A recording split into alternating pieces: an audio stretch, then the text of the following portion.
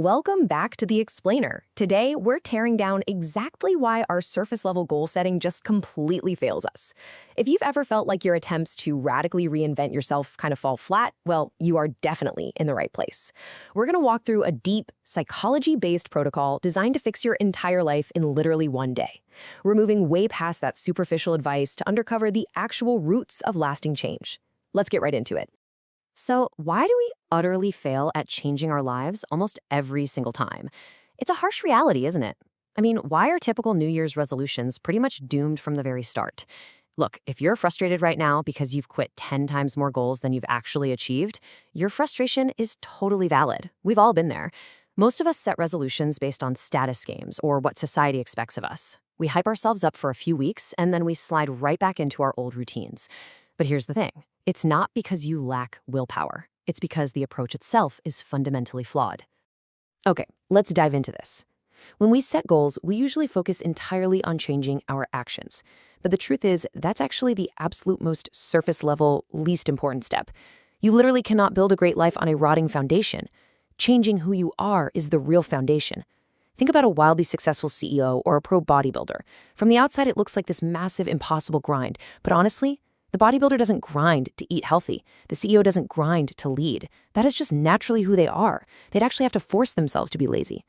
The core insight here is that if we want a specific outcome, we have to adopt the identity of the person who gets that outcome, long before we ever actually reach it. This brings us to a really fascinating psychological insight from Alfred Adler. He said, trust only movement. Basically, our stated desires, the things we tell ourselves and others, often do not match our actual physical behavior. You might say you want to get healthy or start a business, but your daily movement tells a completely different story. To truly change who you are, you have to look brutally honestly at how your mind is steering your physical actions, completely ignoring whatever words you're telling yourself. And this is all rooted in a concept called teleology.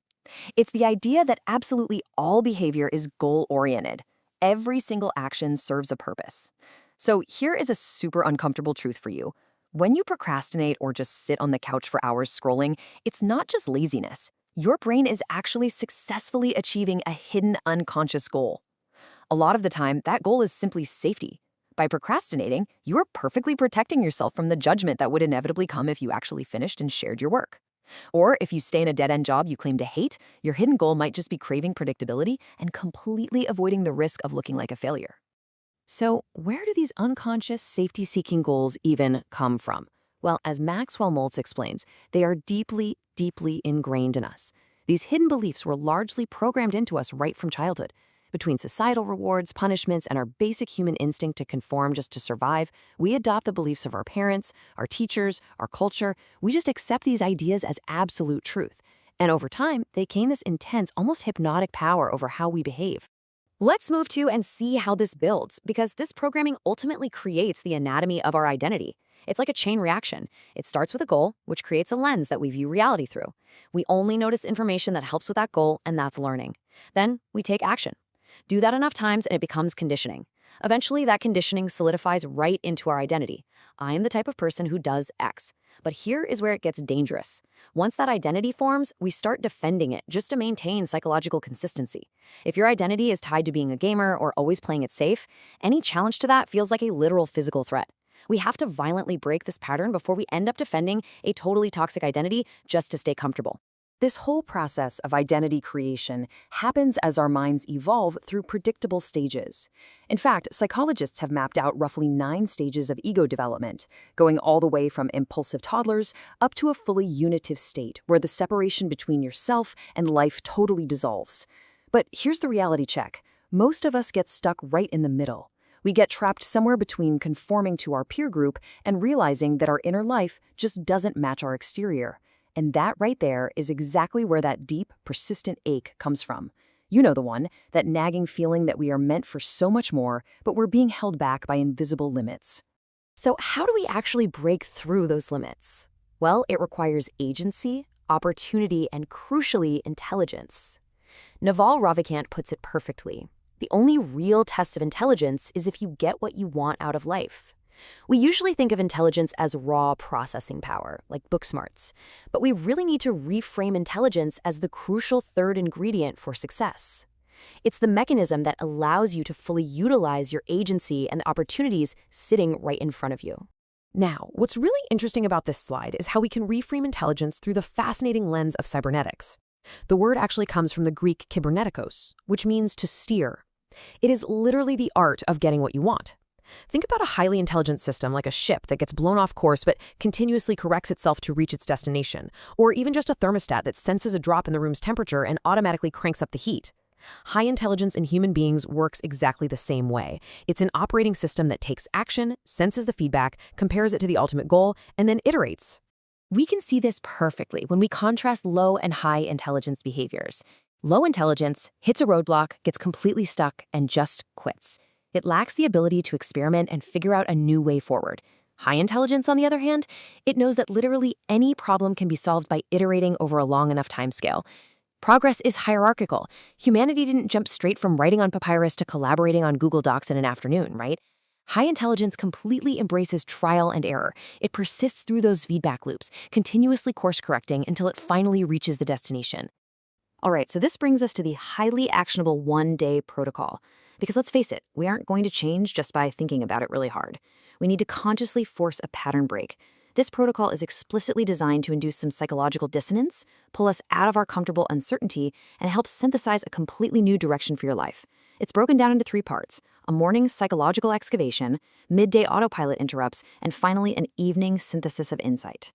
First up, the morning begins with excavation. We have to dig up those hidden motives we talked about earlier. So ask yourself some really tough questions. First, what is that dull, persistent dissatisfaction you somehow just learned to live with? What do you complain about constantly but never, ever actually change? And honestly, if someone watched only your physical actions and couldn't hear a word you said, what would they conclude you actually want? Answering these honestly creates what we call an anti-vision. It's a brutal, crystal clear picture of the exact reality you were desperately trying to avoid. And you really want to push this anti-vision to the extreme.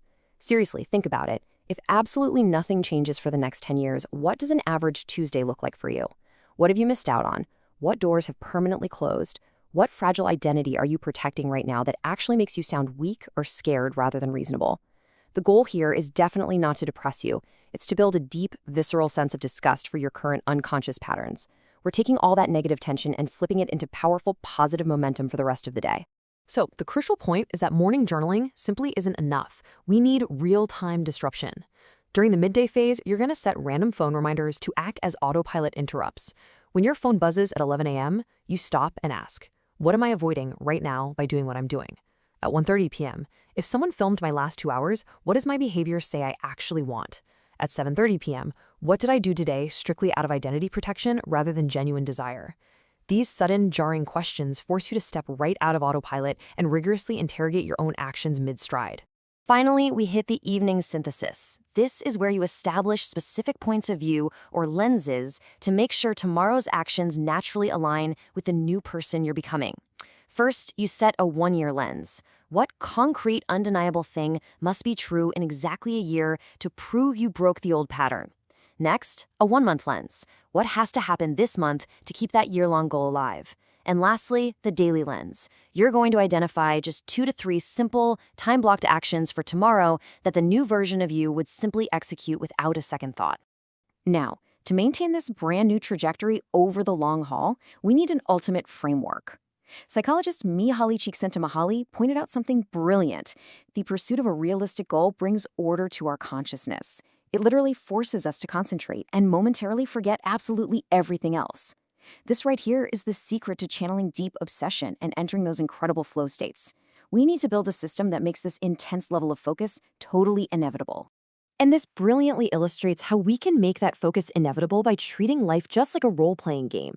Your vision? That's how you win the game. Your anti-vision represents the game over screen. Your 1-year goal becomes your main campaign mission, while your 1-month project acts as a boss fight where you have to level up and gain new skills. Your daily lovers are your daily quests, and your constraints are simply the rules of the game. Organizing your life this way builds a literal force field of focus around you. It guards your mind from shiny object syndrome and completely transforms the friction of everyday habits into highly engaging flow state challenges. Ultimately, it all comes down to a choice that you have to make today. Imagine for a second that you are at the very end of your life. You lived this safe version. You protected your ego, you never caused waves, and you never broke the pattern. What was the true cost of that? What did you never let yourself feel, try, or become? This one-day protocol is your tool to break that loop right now. Because the life you actually want requires an entirely new operating system. It's time to take the wheel and steer the ship.